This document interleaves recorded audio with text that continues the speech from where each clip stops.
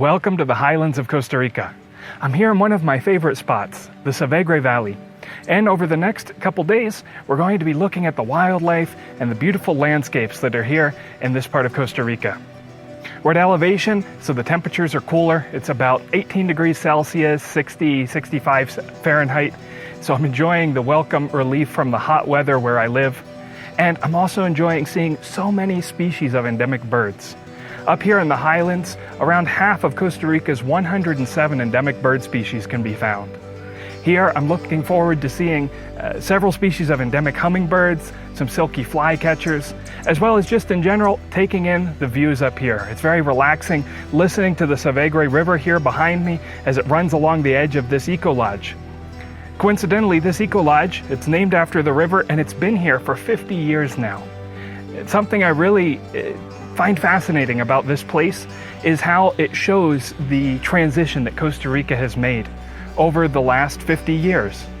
This hotel was formed when a man who was out hunting with a group of other hunters realized how beautiful these oak forests in the highland were and decided to come back. He worked for a time finding a connection to the nearest road and started raising trout that are in the river down here below. Over time, he converted from hunting the wildlife to protecting it, and over 500 hectares of land is protected here in the surrounding forests. So I'm looking forward to spending the next couple days getting a chance to take in the beautiful sights of that forest, all the protected wildlife, and I hope you join me along for this trip. So I'm just out for a short walk after breakfast before we head up the mountain to an overlook. And I came out here just behind the cabins. Over here is where they do all their composting to handle the organic waste in a natural way. And I found just over here 5 wood quails. I've been looking for them several times. I've come up to the highlands this year, but I've yet to been able to hear them. And actually, this is the first time I've ever seen them. The funny thing is, normally these ground-dwelling birds, you have a really hard time actually seeing because they tend to be very elusive, shy. And so I was walking around putting on their song this morning and nobody was responding. And then all of a sudden I look through the forest and there's a group of 5 of them really close by. So now we're a couple hundred feet up above the lodge and you can look down here over the Savegre Valley. But there's some really interesting things that we can see when we look behind us. One is if you look over on that hillside over there, you'll see a clump of trees just below where you have some clear pasture land. And those are actually Hass avocados. Hass avocados have a very interesting story. Now they're the most popular avocado variety. They're grown from South America all the way up through California. But they were originally brought to North America by the United States Department of Agriculture during a project that they did in the late 1890s and up through about the end of World War I, exploring the globe and bringing food from different parts of the world to North America. Eventually, somebody found this one type of avocado that is now the ancestor of all Hass avocado trees. All Hass avocados are genetically identical and they're created from grafting onto another tree. And so here in this valley, we have the right climate conditions, soil conditions, weather, rain, in order to grow Hass avocados. So you can see them growing on the hillside there behind me. So another thing, when you're up here in the forest, you can hear a bird called the black-faced solitaire. And it's really representative of the change that's happened here in Costa Rica over the last 50 years. I mentioned earlier in the video how this protected forest that I'm in, over 500 acres, came about from somebody who started as a hunter and grew to have an appreciation for the need to protect this area. Well, something similar has happened with the caged bird trade.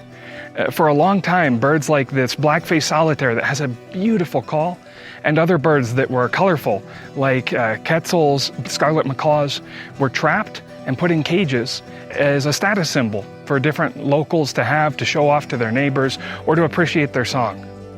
But that led to several species to go into steep decline to the point of almost being extinct in some cases. And the black-faced solitaire was one that was heavily affected by this songbird trade, even being exported to different parts of the world.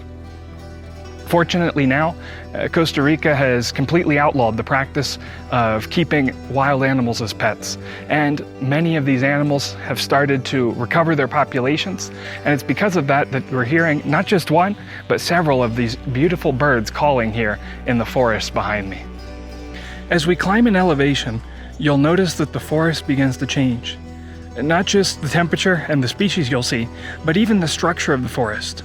In fact, you'll notice that when you get into these highland oak forests, you'll see a lot of things on the ground, and that's normal.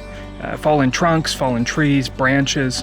And that's because when you get into cloud forest and then up into high elevation forest, it's common for the trees to have what's known as a high epiphyte load. Or in other words, besides just the tree, there's a lot of things growing on them. So if you look at this tree here beside me, you can see that on the trunk, there's growing all kinds of things. We've got these plants growing, you have this moss hanging off each branch, and as this tree grows larger and larger, all this weight is slowly putting stress on the tree, and it's easy for entire branches, or at times in a storm, an entire tree to just fall over from that excess mass. But it's also just part of how these forests exist, so it's normal to see that when you're in this type of forest. So I thought this was really cool. Here we have an over 40-year-old hydroelectric generator. This was installed here on the Savegre hotel and farm at the time property in order to provide 12 kilowatts of power. And the reason I thought this was kind of cool is because it's really showing Costa Rica in miniature.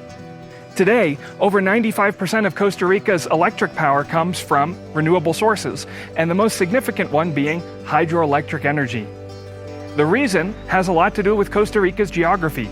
We get a lot of rain, and there's a lot of steep mountainous terrains like this mountain valley that we're in right now that are easy to dam up and provide hydroelectric power. This generator is no longer functioning. It's now a museum piece, but it's a pretty cool one at that.